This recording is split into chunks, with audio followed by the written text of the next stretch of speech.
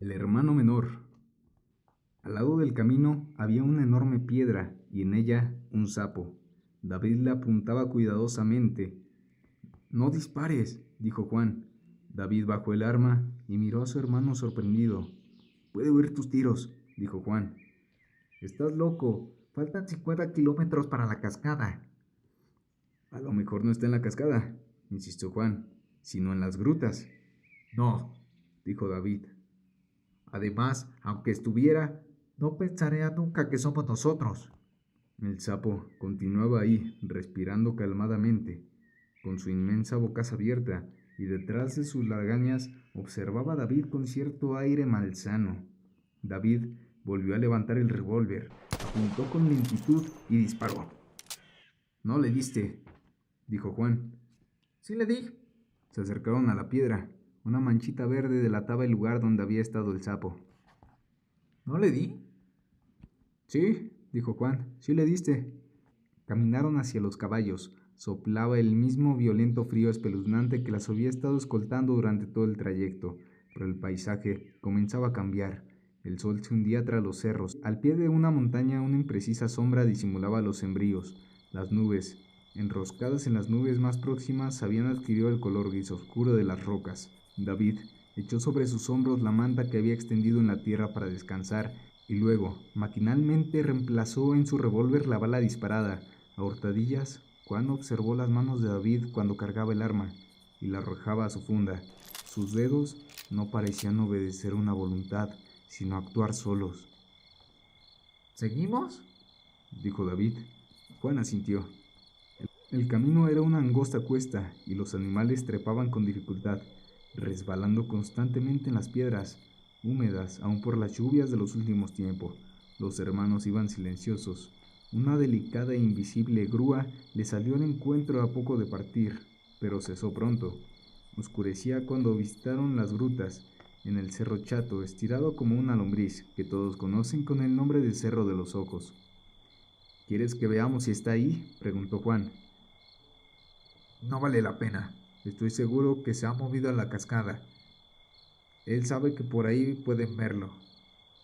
Siempre pasa alguien por el camino. Como quieras, dijo Juan. Un momento después preguntó. ¿Y si hubiera mentido el tipo ese? ¿Quién? El que nos dijo que lo vio. ¿Leandro? No, no se atrevería a mentirme a mí. Dijo que se está escondiendo en la cascada y que es seguro que esté ahí. Ya verás. Continuaron avanzando hasta entrada la noche. Una sábana negra los envolvió en la oscuridad y el desamparo de la solitaria región sin árboles. Ni hombres, era visible solo en el silencio que fue acentuado hasta convertirse en una presencia semicorpórea. Juan, inclinado sobre el pescuezo de su cabalgadura, procuraba distinguir una incierta huella del sendero. Supo que había alcanzado la cumbre cuando inesperadamente salieron en pleno plano. David indicó que debían continuar a pie. Desmontaron y amarraron a los animales en unas rocas. El hermano mayor retiró las sines de su caballo y palmó varias veces el lomo y murmuró a su oído. Ojalá no te encuentre helado mañana. ¿Vamos a bajar ahora?, preguntó Juan. Sí, repuso David. ¿No tienes frío? Es perfectible esperar el día en el desfiladero. Allá descansaremos. ¿Te da miedo bajar a obscuras? No, bajemos si quieres. Iniciando el descenso, David iba adelante. Llevaba una pequeña linterna y la columna de luz oscilaba entre sus pies y los de Juan. El círculo dorado se detenía un instante en el sitio donde debía pisar el hermano menor. A los pocos minutos, Juan transpiraba abundantemente y las rocas ásperas de la ladera habían llenado las manos de rasguños. Solo veía el disco iluminado frente a él, pero sentía la respiración de su hermano y adivinaba sus movimientos. Debía avanzar sobre el resbaladizo declive muy seguro de sí mismo, sortear los obstáculos sin dificultad. Él, en cambio, antes de cada paso, tanteaba la solidez del terreno y buscaba un apoyo en el que asirse. Aún así, en varias ocasiones estuvo a punto de caer. Cuando llegaron a la cima, Juan pensó en el descenso. y tal vez había demorado varias horas. Estaba exhausto y ahora oía muy cerca el ruido de la cascada. Esta era una grande y majestuosa cortina de agua que se precipitaba desde lo alto, retumbando como los truenos sobre la laguna que alimentaba un rachuelo. Alrededor de la laguna había musgo y hierbas todo el año. Esta era la única vegetación en 20 kilómetros a la redonda. Aquí podemos descansar, dijo David. Se sentaron uno junto al otro. La noche estaba fría, el aire húmedo, el cielo cubierto. Juan encendió un cigarro. Se hallaba fatigado, pero sin sueño. Sintió a su hermano estirarse y bostezar. Poco, poco después dejaba de moverse. Su respiración era más suave y metódica. De cuando en cuando emitió una especie de murmullo. A su vez, Juan trató de dormir. Acomodó su cuerpo lo mejor que pudo sobre las piedras e intentó despejar su cerebro, sin conseguirlo. Encendió otro cigarro. Cuando había llegado a la hacienda 3 meses atrás, hacía 2 años que no veía a sus hermanos. David era el mismo hombre que aborrecía y admiraba desde niño, pero Leonor había cambiado. Ya no era aquella criatura que se asomaba a las ventanas de la mugre para arrojar piedras a los indios castigados, sino una mujer alta, de gestos primitivos, y su belleza tenía, como la naturaleza que la rodeaba, algo de brutal. En sus ojos había aparecido un intenso fulgor. Juan sentía un mareo que acompañaba sus ojos y un vacío en el estómago cada vez que asociaba la imagen de aquel que buscaba el recuerdo de su hermana como arcadas de furor.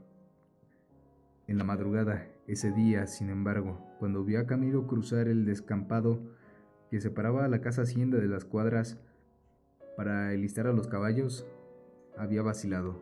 Salgamos sin hacer ruido, Había dicho David. No conviene que la pequeña se despierte. Estuvo con una extraña sensación de ahogo, como el punto más alto de la cordillera mientras bajaba. En las puntas de pie de las granadas de la casa hacienda, el abandono camino que flanqueaba los sembríos, casi no sentía la maraña zumbona de mosquitos que se arrojaban atrozmente sobre él y herían en todos lugares descubiertos de su piel de hombre de ciudad. Al iniciar el descenso de la montaña, el desahogo desapareció. No era un buen jinete, y el precipicio, desplegado con una tentación terrible al borde del sendero que parecía una delgada serpentina, lo absorbió. Estuvo todo el tiempo vigilante, atento a cada paso de su cabalgadura, y centrado en una voluntad contra el vértigo que crecía inminentemente. Mira, Juan se estremeció. Me has asustado, dijo. Creí que dormías. cállate y mira. ¿Qué? Mira, allá.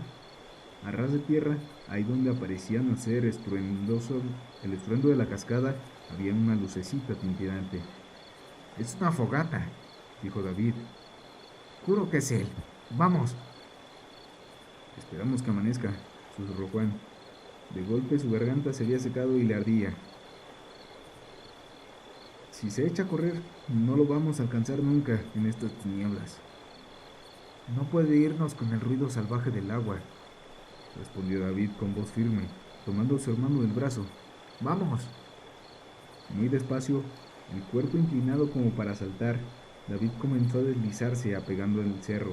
Juan iba a su lado tropezando, los ojos clavados en la luz que se empequeñecía y agrandaba como si alguien estuviese abanicando la llama. A medida que los hermanos se acercaban al resplandor, la fogata les iba descubriendo el terreno inmediato. Reduzcos, matorrales, el borde de la laguna, pero en una forma humana. Juan estaba seguro ahora, sin embargo, que aquel que perseguían estaba ahí, hundido en esas sombras, en un lugar muy próximo a la luz. Es él, dijo David. ¿Ves? Un instante las frágiles lenguas de fuego habían iluminado un perfil oscuro y hundizo que buscaba calor. ¿Qué hacemos?, murmuró Juan, deteniéndose. Pero David no estaba ya a su lado. Corría hacia el lugar donde había sugerido ese rostro fugaz. Juan cerró los ojos, imaginó al indio en cuclillas y sus manos alargadas hacia el fuego, sus pupilas irritadas y el chispoteo de la hoguera. De pronto, algo le caería encima. Él atinaba a pensar en un animal, cuando sentía sus 2 manos violentas cerrándose en su cuello y comprendía. Debió sentir un infinito terror ante la agresión inesperada que provenía de la sombra. Seguro que ni siquiera intentó defenderse. A lo más se encogería como un caracol para hacer menos vulnerable su cuerpo, y abriría mucho los ojos, esforzándose por ver las tinieblas del asaltante. Entonces reconocería su voz. ¿Qué has hecho, canalla? ¿Qué has hecho, perro? Juan oía a David, que se daba cuenta que le estaba pateando. A veces sus puntapiés parecían estrellarse no contra el indio, sino contra las piedras de la ribera. Eso debía encolerizarlo más. Al principio, hasta Juan llevó un gruñido lento, como si el indio hiciera gárgaras, pero después solo oyó la voz enfurecida de David, sus amenazas, sus insultos. De pronto, Juan descubrió de su mano derecha el revólver. Su dedo presionaba ligeramente el gatillo, con estupor. Pensó que si disparaba podría matar también a su hermano, pero no guardó el arma, y al contrario, mientras avanzaba hacia la fogata, sintió una gran serenidad. ¡Basta, David!, gritó, tintilándole el brazo. ¡Ya no le pegues! No hubo respuesta. Ahora Juan los veía. El indio y su hermano abrazados habían rodado fuera del anillo iluminado por la hoguera. No los veía, pero escuchaba el ruido seco de los golpes, y a ratos una injuria o un hondo resuello. ¡David!, gritó Juan. ¡Sal de ahí! ¡Voy a disparar! Pero esa intenta la agitación. Segundos después repitió. ¡Suéltalo, David! ¡Te juro que voy a disparar! Tampoco hubo respuesta. Después de disparar el primer tiro, Juan quedó un instante estupefacto, pero de inmediato continuó disparando sin apuntar, hasta sentir la vibración metálica del percutor al golpear la carnería vacía. Permaneció inmóvil. No sintió que el revólver se desprendía de sus manos y caía de sus pies. El ruido de la cascada había desaparecido. Un temblor recorría todo su cuerpo. Su piel estaba bañada en sudor. Apenas respiraba. De pronto gritó. ¡David! ¡Aquí estoy, animal!, contestó Saludado, una voz asustada y colérica. ¿Te das cuenta que has podido balearme a mí también? ¿Te has vuelto loco? Juan giró sobre sus talones, las manos extendidas y su brazo a su hermano. Pegado a él, balbuceaba cosas incomprensibles, gemía y no parecía entender las palabras de David, que trataba de calmarlo. Juan estuvo un rato largo repitiendo incoherencias, sollozando, cuando se calmó, recordando al indio. ¿Y ese David? ¿Ese? David había recobrado su aplomo. Hablaba con voz firme. ¿Cómo crees que está? La hoguera continuaba encendida, pero alumbraba muy débilmente. Juan acogió el leño más grande y buscó al indio. Cuando lo encontró, estuvo observando un momento con sus ojos fascinados, y luego el leño cayó a tierra y se apagó. ¿Has visto, David? Sí, he visto.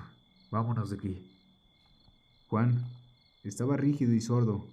Como en un sueño sintió que David lo arrastraba hacia el cerro. La subida los tomó mucho tiempo.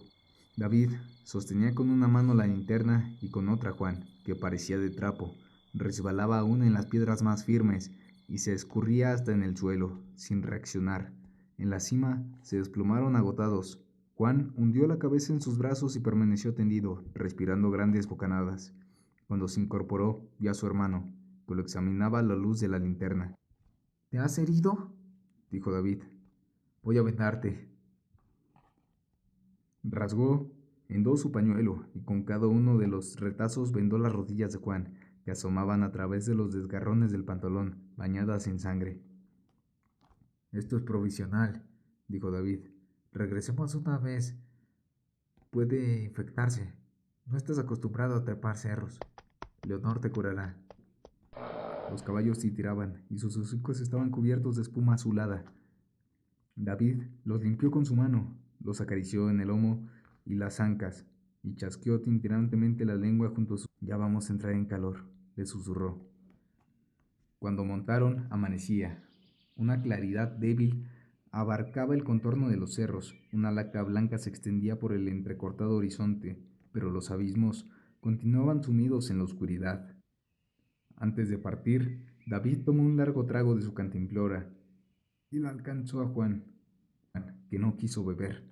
Cabalgaron toda la mañana por un paisaje hostil, dejando a los animales imprimir en su capricho el ritmo de la marcha. Al mediodía se detuvieron y prepararon café. David Comí algo de queso y las habas que Camilo había colocado en las alforjas. Al anochecer, avistaron 2 mataderos que formaban un aspa. Colgaba en uno de ellos una tabla donde se leía: La Aurora. Los caballos reconocían la señal que marcaba el límite de la hacienda. Vaya, dijo David, ya era hora, estoy rendido. ¿Cómo van esas rodillas? Juan no contestó. ¿Te duelen? Insistió David. Mañana me largo a Lima, dijo Juan. ¿Qué cosa? Me volveré a la hacienda, estoy harto de la sierra. Viviré siempre en la ciudad, no quiero saber nada con el campo. Juan miraba al frente, eludía los ojos de David que lo buscaban. Ahora estás nervioso, dijo David. Es natural, ya hablaremos después. No, dijo Juan, hablaremos ahora. ¿Qué te pasa? Juan se volvió hacia su hermano. Tenía el rostro demacrado y la voz hosca. ¿Qué me pasa? ¿Te das cuenta lo que dices? ¿Te has olvidado el tipo de la cascada? Si me quedo en la hacienda voy a terminar creyendo que es normal hacer cosas así. Iba a agregar, como tú. Pero no se atrevió. Era un perro infecto, dijo David. Tus escrúpulos son absurdos. ¿Te has olvidado de lo que le hizo a tu hermana? El caballo de Juan se plantó en ese momento y comenzó a corcovear y a alzarse sobre sus patas traseras. Se va a desbocar, David, dijo Juan. Suéltale las riendas, lo estás ahogando. Juan aflojó las riendas y el animal se calmó. No me ha respondido, dijo David. ¿Te has olvidado por qué fuimos a buscarlo? No, contestó Juan, no me he olvidado. 2 horas después llegaron a la cabaña de Camilo, construida sobre un promontorio sobre la casa hacienda y a las cuadras. Antes de que los hermanos se detuvieran, en la puerta de la cabaña se abrió y un umbral apareció Camilo. El sombrero de paja en la mano y la cabeza respetuosamente inclinada avanzó hacia ellos. Se paró entre los 2 caballos, cuyas riendas sujetó. ¿Todo bien?, dijo David. Camilo movió la cabeza negativamente. La niña Leonor. ¿Qué ha pasado a Leonor?, interrumpió Juan, incorporándose en sus estribos. En su lenguaje pausado y confuso, Camilo explicó que la niña Leonor de la ventana de su cuarto había visto partir a los hermanos en la madrugada, que cuando ellos habían apenas a unos 1000 metros de la casa. Había aparecido desde el descampado con botas y pantalón de montar, ordenando a gritos que prepararan su caballo. Camilo, siguiendo las instrucciones de David, se negó a obedecerla. Ella misma entonces entró decididamente a las cuadras como un hombre, alzó con sus brazos las monturas y las mantas y los asperos donde el colorado y el más pequeño y nervioso animal de la Aurora era su preferido. Cuando se disponía a montar, las sirvientas de la casa y el propio Camilo le habían sujetado. Durante mucho rato soportaron los insultos y golpes de la niña, que expresada se debatía y suplicaba y exigía que le dejaran marchar tras sus hermanos. Ah, me las pagará, dijo David. Fue Jacinta, estoy seguro. Nos oyó hablar esa noche con Leonardo, cuando enviaron la mesa. Ella ha sido. La niña había quedado muy impresionada, continuó Camilo. Luego de injuriar y arañar a las criadas y a él mismo, comenzó a llorar a grandes voces. Regresó a la casa. Ahí permanecía desde entonces, encerrada en su cuarto. Los hermanos abandonaron a los caballos, a Camilo, y se dirigieron a la casa. Leonor no debe saber una palabra, dijo Juan. Claro que no, dijo David, ni una palabra. Leonor supo que habían llegado por el ladrido de los perros. Estaba semidormida cuando roncó gruñido corto de la noche. Bajo su ventana pasó una exhalación de un animal secante. Era Spocky, advirtió su carrera frenética y sus inconfundibles aullidos. Enseguida escuchó el trote perezoso y sordo rugido de Domitia, la perrita preñada. La agresividad de los perros terminó bruscamente. A los ladridos sucedió el jadeo afanoso con el que recibían siempre a David. Por una rejilla vio a sus hermanos acercarse a la casa y oyó el ruido de la puerta principal que se abría y cerraba. Esperó que subieran a la escalera y llegaran a su cuarto. Cuando abrió, Juan estiraba la mano para tocar. Hola, pequeña, dijo David. Dejó que la abrazaran y les alcanzó la frente, pero ella no los besó. Juan encendió la lámpara. ¿Por qué no me avisaron? Han debido decirme. Yo quería alcanzarlos, pero Camilo no me dejó. Tienes que castigarlo, David. Si vieras cómo me agarraba, es un insolente y un bruto. Yo le rogaba que me soltaba y él no me hacía caso. Había comenzado a hablar con más energía, pero su voz se quebró. Tenía los cabellos revueltos y estaba descalza. David y Juan trataban de calmarla. La acariciaban de los cabellos y le sonreían, y la llamaban pequeñita. No queríamos inquietarte, explicaba David. Además, decidimos partir a la última hora. Tú dormías ya. Ya ha pasado, dijo Leonor. Juan acogió una manta en el lecho y ella cubrió a su hermana. Leonor había dejado de llorar, estaba pálida y tenía la boca entreabierta, y su mirada era ansiosa. Nada, dijo David. No ha pasado nada. No lo encontramos. La tensión desapareció en el rostro de Leonor y sus labios hubo una expresión de alivio. Pero lo encontraremos, dijo David. Con un gesto vago indicó a Leonor que debía acostarse. Luego dio media vuelta. Un momento, no se vayan, dijo Leonor. Juan se había movido. ¿Sí? Dijo David. ¿Qué pasa, chiquita? No lo busquen más a ese. No te preocupes, dijo David. Olvídate de eso. Es un asunto de hombres. Déjanos a nosotros.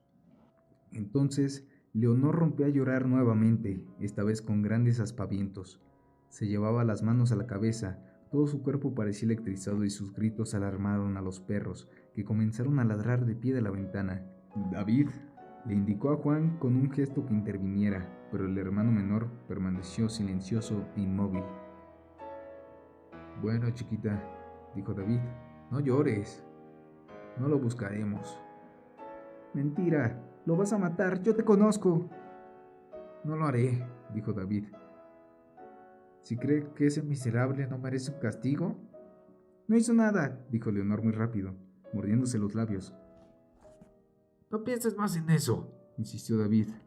Nos olvidaremos de él, tranquilízate, pequeña. Leonor seguía llorando, sus mejillas y sus labios estaban mojados y la manta había rodado al suelo. No me hizo nada, repitió. Era mentira. ¿Sabes lo que dices? Dice David. Yo no podía soportar que me siguiera a todas partes, balbuceaba Leonor. Estaba tras de mí todo el día, como una sombra. Yo tengo la culpa, dijo David con amargura. Es peligroso que una mujer ande suelta por el campo. Le ordené que te cuidara. No debí fiarme en un indio, todos son iguales. No me hizo nada, David, calmó Leonor. Créeme, te estoy diciendo la verdad. Pregúntale a Camilo. Él sabe que no pasó nada, por eso lo ayudó a escaparse. ¿No sabías eso? Sí, él fue. Yo se lo dije. Solo quería librarme de él. Por eso inventé esta historia. Él lo sabe todo, pregúntale. Leonor se secó las mejillas con el dorso de la mano, levantó la manta y le echó sobre sus hombros. Parecía haberse librado de una pesadilla. Mañana hablaremos de eso, dijo David. Ahora estamos cansados, hay que dormir. No, dijo Juan. Leonor descubrió a su hermano mayor muy cerca de ella. Había olvidado que Juan también se hallaba ahí. Tenía la frente llena de arrugas y las aletas de su nariz palpitaban como el hociquito de Spooky. Vas a repetir ahora mismo lo que has dicho, le decía Juan, de un modo extraño. Vas a repetir cómo nos mentiste. Juan, supongo que no vas a creerla. Ahora es que trata de engañarnos. He dicho la verdad, rugió Leonor. Miraba altamente a los hermanos. Ese día le ordené que me dejaran sola y no quiso. Fui hasta el río y él, detrás de mí, ni siquiera podía bañarme tranquila. Se quedaba parado mirándome, torciendo como los animales. Entonces vine y les conté eso. Espera, Juan, dijo David. ¿Dónde vas? Espera. Juan había dado media vuelta y se dirigía hacia la puerta. Cuando David trató de detenerlo, estalló. Como un endemoniado comenzó a proferir improperios. Trató de puta a su hermana y a su hermano de canalla y déspota. Dio un violento empujón a David, que quería cortarle el paso, y abandonó la casa a saltos, dejando un reguero de injurias.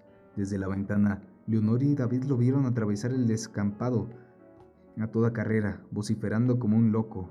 Lo vieron entrar a las cuadras y salir poco después montado de pelo del Colorado. El mañoso caballo de Leonor siguió dócilmente la dirección que le indicaban los imprevistos puños que tenían sus riendas, charcoleándolo con elegancia, cambiando de paso y agitando las ciñes rubias de la cola de abanico. Llegó hasta el borde del camino que conducía entre las montañas, desfiladeros y extensos arenales de la ciudad. Allí se reveló. Se inauguraron de golpe en las patadas traseras, relinchando con un giro de bailarina, y regresó al descampado velozmente. «Lo va a tirar», dijo Leonor. No, dijo David a su lado. fíjate, se sostiene.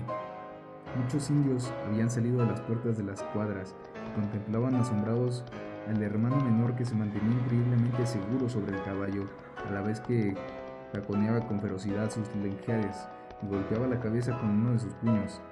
Exasperado por los golpes, el Colorado iba de un lado a otro, encabritado, brincaba, emprendía vertiginosas y brevísimas carreras que planteaba de golpe, pero el jinete parecía soldado a su lomo.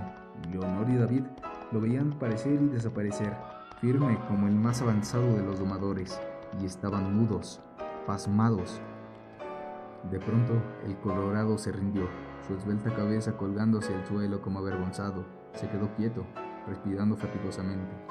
En ese momento, creyeron que regresaba.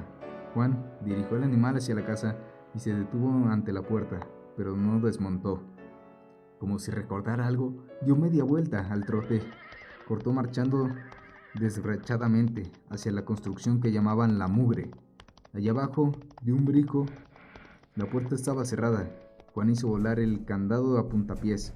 Luego indicó a gritos a los indios que estaban adentro que salieran, que había terminado el castigo para todos. Después volvió a la casa, caminando lentamente. En la puerta lo esperaba David. Juan parecía sereno. Estaba empapado de sudor y sus ojos mostraban orgullo. David se aproximó a él y lo llevó al interior, tomando del hombro. «Vamos», le decía. «Tomaremos un trago mientras Leonor te cura las rodillas».